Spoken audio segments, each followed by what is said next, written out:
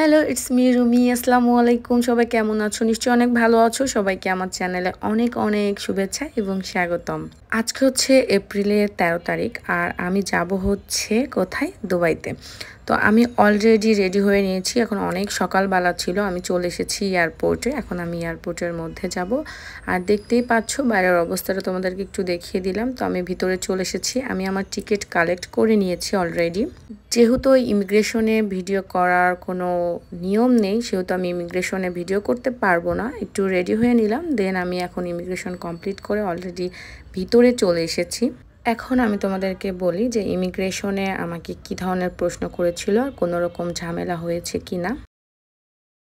যেহেতু আমার এর আগে কয়েকটি দেশ ভ্রমণ করা আছে, এই জন্য আসলে তেমন একটা ঝামেলা আমাকে করেনি।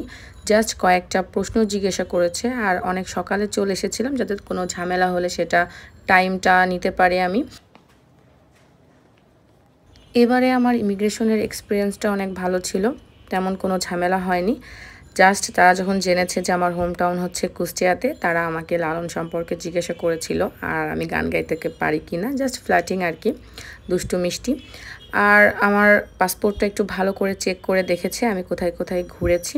তাছাড়া তেমন কোনো ঝামেলা করেনি। আমি খুব টেনশনে ছিলাম, কারণ ইমিগ্রেশনটা আসলে টেনশনেরই ব্যাপার।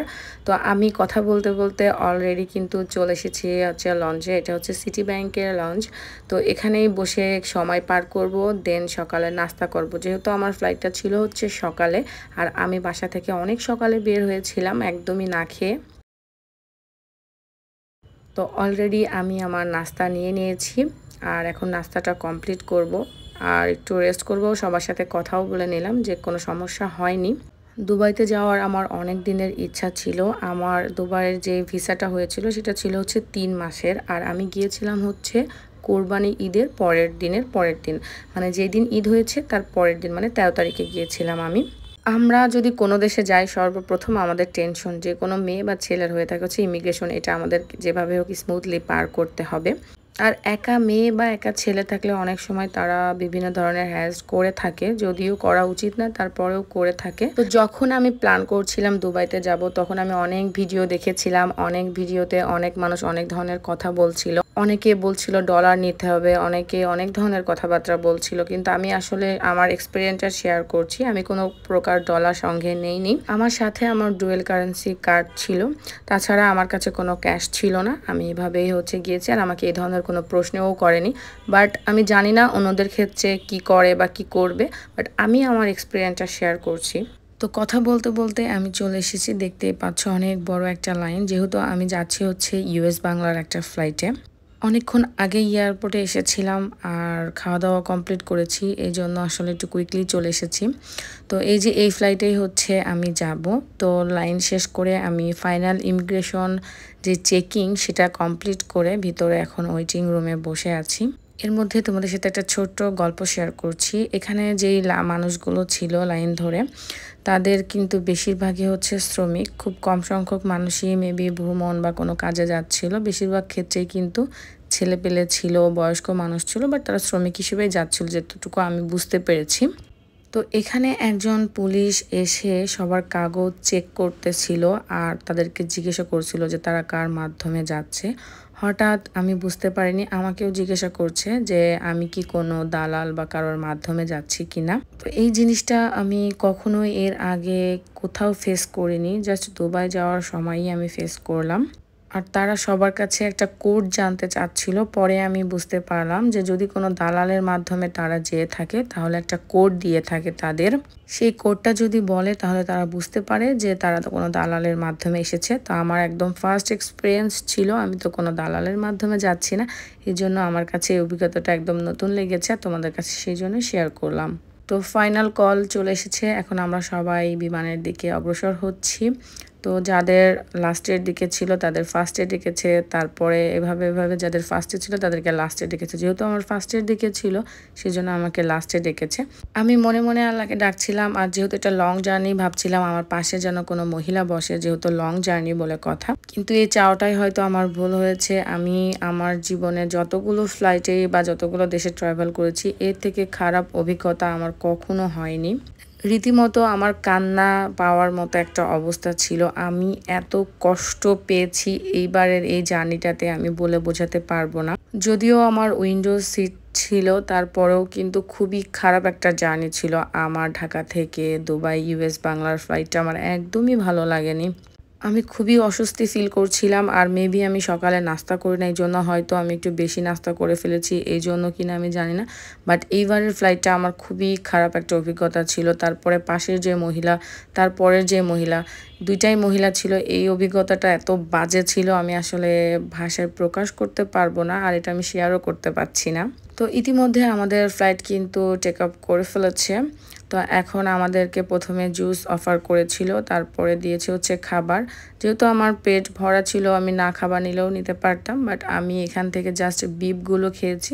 আমি জাস্ট খাবারটা নিয়েছিলাম ডেজার্টের জন্য। ডেজার্টটা আমার খুবই ভালো লেগেছে। আমার যদিও ইউএস বাংলার এবারের অভিজ্ঞতা খুবই খারাপ ছিল, বাট বরাবরের মতো এদের খাবার কিন্তু খুবই ভালো হয়। বাংলাদেশ বিমানের থেকে কিন্তু ইউএস বাংলার খাবার খুবই ভালো হয়। এত খারাপ একটা জার্নি ছিল, আমি রীতিমতো ঘুমানোর ট্রাই করছিলাম, কিন্তু আমি ঘুমাতে পারছিলাম না। আমি বারবার আল্লাহকে ডাকছি যে আল্লাহ কখন ল্যান্ড করব। আমি বারবার উইন্ডো দিয়ে দেখছিলাম যে কখন ল্যান্ড করব, কখন ল্যান্ড করব, কিন্তু কোনোভাবেই এই সময়টা আমার পার হচ্ছিল না। আমি খুবই খারাপ একটা সময় পার করেছি। আমি অন্য যে কোনো দেশে বা কক্সবাজার যেখানে গিয়েছি আমি ঘুমানোর ট্রাই করেছি, ঘুমিয়েও গিয়েছি অনেক সময়, কিন্তু এইবার আমি কোনোভাবেই ঘুমাতে পারছি না, ভালোও লাগছে না, বসে থাকতে ইচ্ছে হচ্ছে না। বারবার আমি আল্লাহর কাছে বলছিলাম যে তাড়াতাড়ি যেন ফ্লাইটটা শেষ হয় আর আমি যেন ল্যান্ড করি, বারবার বলছিলাম। খুবই একটা খারাপ অভিজ্ঞতা, আমি তোমাদের সাথে শেয়ার করতে পারছি না আসলে। তো যাই হোক, অনেক প্রতীক্ষার পরে আমি একটু একটু দেখতে পারলাম হচ্ছে পাহাড় পর্বত ঘরবাড়ি। তখন আমার জানের ভিতর একটু স্বস্তি আসলো যে এইবার মনে হয় আমি একটু হাঁটতে পারবো, এবার মনে হয় আমার একটু শান্তি লাগবে। দেখতেই পাচ্ছ এটা হচ্ছে দুবাই শহর দেখাই যাচ্ছে। তো এখন আমাদের প্লেনটা ল্যান্ড করার একদমই কাছাকাছি চলে এসেছে, আর হয়তো কিছুক্ষণের মধ্যে ল্যান্ডও করে ফেলবে। আমি অনেক দেশেই একা একা গিয়েছি, আমার অভিজ্ঞতা ভালো ছিল। দুবাইয়ের অভিজ্ঞতাটাও আমার খারাপ ছিল না, কিন্তু আমার জার্নিটা খুবই কষ্টের ছিল। তোমরা যারা ফার্স্ট টাইম ঘোরার উদ্দেশ্য দুবাইতে আসবে, যে মেয়ে হতে পারো ছেলে হতে পারো, কোনো টেনশন করার কোনো কারণ নেই। আমিও ফার্স্ট টাইম অনেকবার এসেছি, অনেক দেশে গিয়েছি, এজন্য আসলে টেনশন হচ্ছিল না। বাট তারপরেও ভাবছিলাম যে দুবাই নাকি অনেক বড় একটা এয়ারপোর্ট, কোথায় কি করতে হবে। বাট এটা নিয়ে টেনশনের কোনো কারণ নেই, তোমরা নির্দ্বিধায় নিশ্চিন্তায় চলে আসতে পারো। যেহেতু আমি ইউএস বাংলার ফ্লাইটে এসেছি, সেহেতু বাঙালি বেশিরভাগই ছিল। অন্যান্য দেশ মেবি খুবই কম ছিল, বেশিরভাগ ক্ষেত্রে বাঙালি ছিল। জাস্ট তাদেরকে ফলো করবে, বাস পৌঁছে যাবে।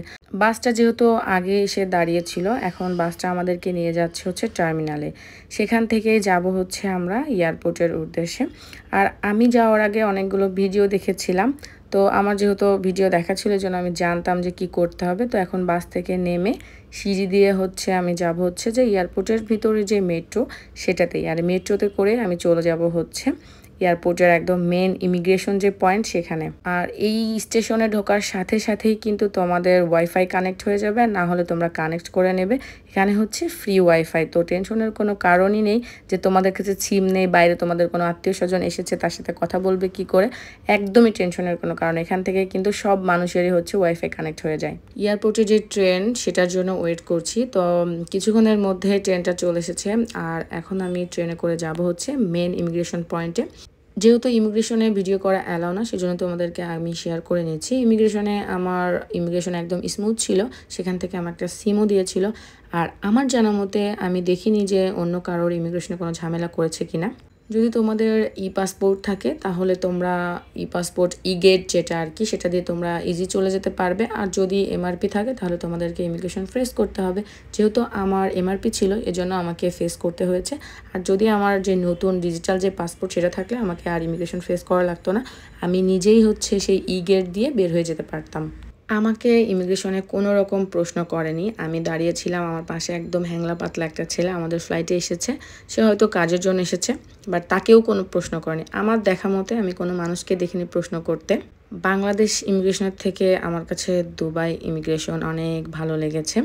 তো এটাই হচ্ছে ইমিগ্রেশনের ভিড়ভাড়টা দেখতেই পাচ্ছ। তো ইমিগ্রেশন কমপ্লিট করে আমি অলরেডি চলে এসেছি আমার লাগেজ কালেক্ট করার জন্য। আর ইমিগ্রেশনে সবাইকে একটা সিম দিয়ে দেবে, যদি তোমরা এমআরপি যেই পাসপোর্ট দিয়ে মানে ফেস করে আসো তাহলে সিমটা তোমরা পাবে। এটা হচ্ছে ইমিগ্রেশন থেকেই দিয়ে থাকে, তোমরা ইচ্ছা করলে এটা ইউজ করতে পারো, না ইচ্ছা করলে তোমরা সিমও কিনে নিতে পারো। এখন সব কিছু কমপ্লিট করে যেহেতু আমি বাইরে চলে এসেছি, আর বাইরে আসলে কিন্তু নেটে আর কোনো কাজ করবে না, তো আমি আগে ফোন করে বলে দিয়েছিলাম। তো আমি এখন যেই জায়গাটাতে বলেছিলাম সেখানেই যাচ্ছি, মানে তারা আমাকে বলেছে। তো এই তো আমি একদম দুবাইয়ের এয়ারপোর্টের বাইরে চলে এসেছি, বাইরে না একদম গেটের কাছাকাছি আর কি। তো আমাকে ফুল দিয়ে শুভেচ্ছা জানিয়েছে। তো এখন এটা হচ্ছে বাইরের দিকে, তো বাইরে চলে এসেছি, আমাদের গাড়িটা আসবে আর দেন আমি চলে যাব হচ্ছে বাসাতে। অলরেডি বাসা নেওয়া আছে, একটা ফ্ল্যাট একটা রুম নেওয়া আছে, রুমটা গোছানোও আছে। তো এখন আমি বের হয়ে যাচ্ছি। আর আমার চ্যানেলে হচ্ছে আমার যে রুমটা সেটা ডিটেলস ভিডিও দেওয়া আছে, আর রুমের ভাড়া কত ছিল আর এই রুমটা কেমন দেখতে সব কিছু কিন্তু তোমরা আমার আগের ভিডিওতে দেখতে পারবে। যদি কারোর দরকার হয় তাহলে আগের ভিডিওটা দেখে আসতে পারো, আমি ডিসক্রিপশনে লিঙ্ক দিয়ে রাখবো। আমি এখন আমার জানের মধ্যে স্বস্তি পেয়েছি, কারণ আমি এত বাজে জার্নি এর আগে কখনো করি না, কারণ আমি তো একটা দেশ ঘুরেছি। তো খুবই ভালো লাগছিল। এখন আমি অলরেডি আমার রুমে চলে এসেছি। এটাই হচ্ছে আমার ছোট্ট ফ্ল্যাটের রুম। তো রুমের মধ্যে সব কিছুই পাবে, আর হচ্ছে ওয়াশরুমটা জাস্ট আমার গেটের কাছে, ওয়াশরুমটা আমি অ্যাটাচ পাইনি। এই রুমের ভাড়া কত ছিল ডিটেলস ভিডিও তো আছে আমার চ্যানেলে, তোমরা দেখে আসতে পারো। তো এখন একটু খাওয়া দাওয়া করে নেব, দেন আমি ফ্রেশ হয়ে একটু বাইরে ঘোরাফেরা করব, কারণ আমার যে এরিয়াতে আমি আছি সেটা অনেক সুন্দর একটা জায়গা। তো এখন বিরিয়ানিটা খেয়ে নেব, দেন একটু রেস্ট করে রেডি হয়ে বাইরে যাব। আর আমি টুকটাক আমার লাগেজ থেকে সব কিছু বের করে সাজিয়ে রাখার চেষ্টা করেছি। তো এখন আমি বিরিয়ানিটা খেয়ে নিচ্ছি। বিরিয়ানিটা অনেক মজা ছিল, এটা একটা ইন্ডিয়ান রেস্টুরেন্ট থেকে নিয়ে আসা হয়েছিল। এটা হচ্ছে আমি যেই বিল্ডিংয়ে আছি তার একদম নিচের সাইডে, এটা হচ্ছে একদম ফ্রন্ট সাইড। এখানে হচ্ছে গ্রোসারি শপ আছে, একটু গেলেই হচ্ছে টার্কিশ একটা গ্রোসারি শপ আছে। আর এটা হচ্ছে আমার যে বিল্ডিং তার থেকে 5 মিনিট বা 3 মিনিটে হেঁটে গেলে একটা লেক টাইপের আছে, লেকের সাইডে অনেক সুন্দর একটা পরিবেশ। দিনের বেলায় কিন্তু খুবই মানুষ কম দেখা যায়, সন্ধ্যা নামতে নামতে এখানে অনেক মানুষজন জড়ো হয়ে যায়, হাঁটাহাঁটি করে, ঘোরাঘুরি করে, গল্প করে, পিকনিক করে। এটাই ছিল ঢাকা থেকে দুবাইয়ের আমার ফুল জার্নি। আশা করি তোমাদের ভালো লেগেছে। যদি ভালো লাগে তাহলে অবশ্যই আমার চ্যানেলটা সাবস্ক্রাইব করবে। সবাই ভালো থাকবে, সুস্থ থাকবে। আল্লাহ হাফেজ, বাই বাই।